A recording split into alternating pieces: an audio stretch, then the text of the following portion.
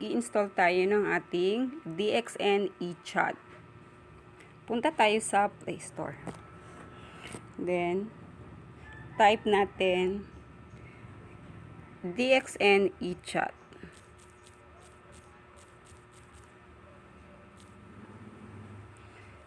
Ang eChat pala guys ng DXN is a free messaging app that allows you easily connect to your friends across countries. So, pwede dito mag-chat. So, i-install natin. So, ayan. Pag nakita nyo yung eChat app and then click install. So, hintayin natin mag-install yung ating eChat app.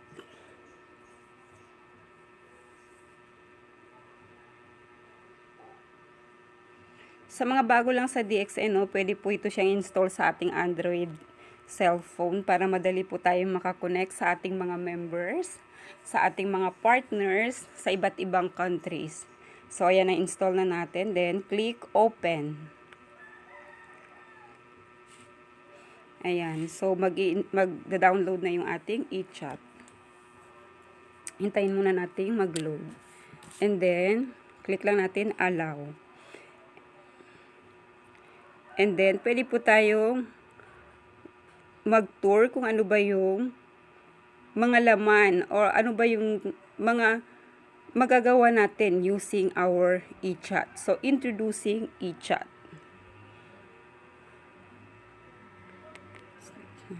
Tour tayo.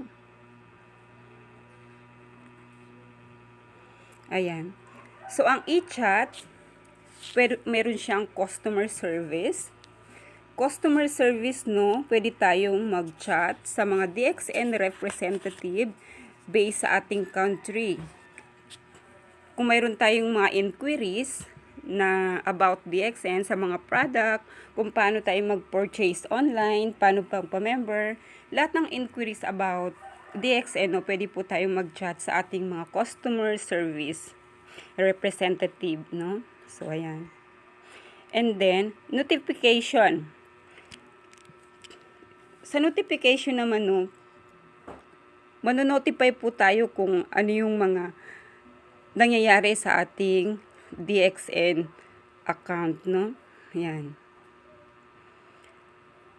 And then, pwede po tayo ditong mag-transfer ng fund. Yan, ang kinaganda po ng eChat na ito. Pwede po tayong mag-e-point. Pwede tayong mag-transfer ng fund. Halimbawa, for payment, bumili po tayo online, pwede po tayong mag-pay dito ng payment natin.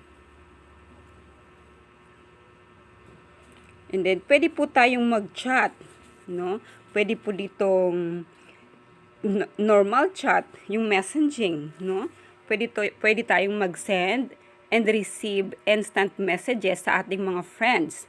Pwede tayo mag-send ng photos. Pwede rin pong voice messages. Pwede po yan sa normal chat.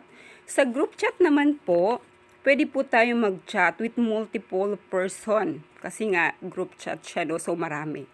Pwede po yan, group chat. And then, pwede rin nating makita kung sino yung mga member dun sa ating group chat. Kung sino yung makakabasa ng ating messages. So, pwede. Pwede din po tayo dito mag-send ng mga photos. And then, pwede din po tayong mag-send ng mga voice messages.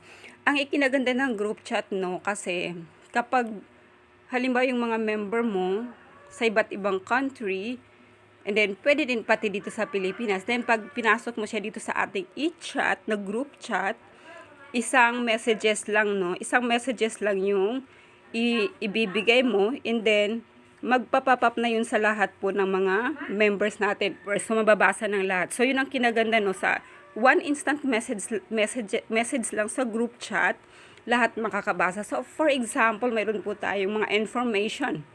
Meron po tayong mga information na gustong ibigay, So, hindi na natin i-message one by one yung ating mga members. Pwede na nating i-message directly sa ating group chat para isahang message lang and then lahat makakabasa. So, ayun. Yun ang ikinaganda ng ating group chat. And then, the next is, pwede tayong mag-add contact. Halimbawa, yung mga friends natin na hindi pa, o mga bagong members natin, na pwede nating i-add dito sa ating eChat, pwede pong ganun. So, ayan. So, ay na-tour ko na po kayo sa ating eChat, kung ano yung maaari nating gawin dito sa ating eChat, kung ano yung mga advantages using our eChat sa DXN.